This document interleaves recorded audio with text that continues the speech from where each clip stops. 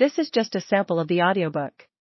To get the complete audiobook, access the link posted in the first comment. In December 1970, First Lieutenant Earl Blackaby and his crew at the 381st SMW had pulled their normal alert duty and were readying the complex for crew changeover. However, this was not to be a normal day, as Blackaby received a message that the snow and ice on the roads would prevent the relief crew from coming out until the next day at the earliest. Not overly thrilled at having to remain on alert an additional 24 hours, Blackaby recalls that the upside of the situation was that there would likewise be no maintenance activity, so the next 24 hours would be relatively quiet. Nothing much really changed. The same crew shifts were used, and the same daily work was completed. Since the crew had brought only 1 day's worth of food, they had to break into the K rations stored on Level 3 of the Launch Control Center for breakfast, lunch, and dinner, and then for breakfast on the third day prior to relief. The K rations were not all that delectable, but at least there was something to eat. The best part of the meal were the cookies for dessert. Actually, the worst part of the extended stay occurred on base upon their return. They received a bill for the K rations they had consumed. With different prices for each wonderful gourmet meal listed on the bill, one would have thought they had dined at a fine restaurant. The crew decided that, since it was not their fault they had not anticipated the additional 24 hours of duty, they would fill in only the breakfast portion of the list and submit it, hoping the responsible party would find justice in some manner. The bill was returned with the full complement of meals listed, and the crew did pay the complete tab. In February 1971, another missile combat crew from the 381st SMW had a snow story that ended with them in jail, sort of. Crew E-151 was ready to return to McConnell Air Force Base from Launch Complex 533-8. Snow had just begun to fall, as First Lieutenant Stephen A. Alonzo, MCCC, Second Lieutenant Rudolph R. Federman, DMCCC, Airman First Class Paul G. Herder, BMAT, and Airman First Class Eugene P. Thibodeau, MFT, started the drive back to base.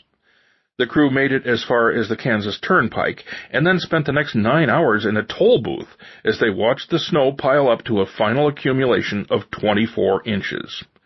Troops from the Kansas National Guard finally rescued them, and they proceeded to Wellington, Kansas. There, the sheriff offered to put them up for the night, in jail. After spending the night in jail cells, the crew returned to McConnell Air Force Base, thanks to the courtesy of Mr. and Mrs. John Littlejohn, who just happened to be going their way.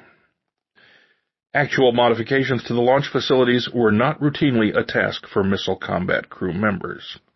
Maintenance personnel from the Operational Wing Maintenance Squadron or from other resources in the Air Force would work the modification from one silo to the next in a predetermined sequence.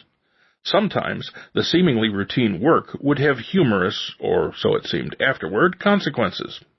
One afternoon in October 1964, Second Lieutenant Bill Kelly, an engineer for the San Bernardino Air Materiel Area, was assigned the task of installing centering devices on the thrust mount shock isolation system springs in the launch duct at one of the launch complexes of the 381st SMW, Kansas, as part of Project Top Banana.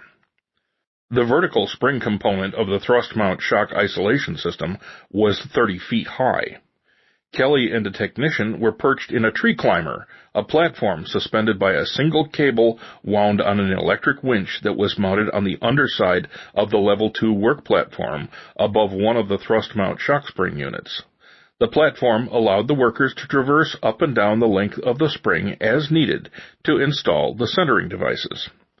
It was the time of day when the electrical team was preparing for the end-of-day power-up of the emergency monitoring system. The electrical team was doing modifications to the launch and facility racks in the Launch Control Center.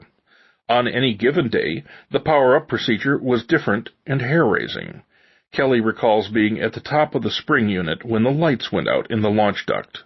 With the silo closure door closed and all of the launch duct access doors shut, everything was truly pitch black. Previous experience told Kelly that with the power off and the warning klaxon blaring, missile deluge water was not far behind. He yelled to the technician to hang on for dear life as he grabbed the spring with both hands. They waited for what seemed like 15 minutes, but was probably only 1 or 2, figuring any second the cold water would be hitting them like Niagara Falls. The lights came back on, the water never appeared, and they quickly lowered themselves to level 7 and left the silo.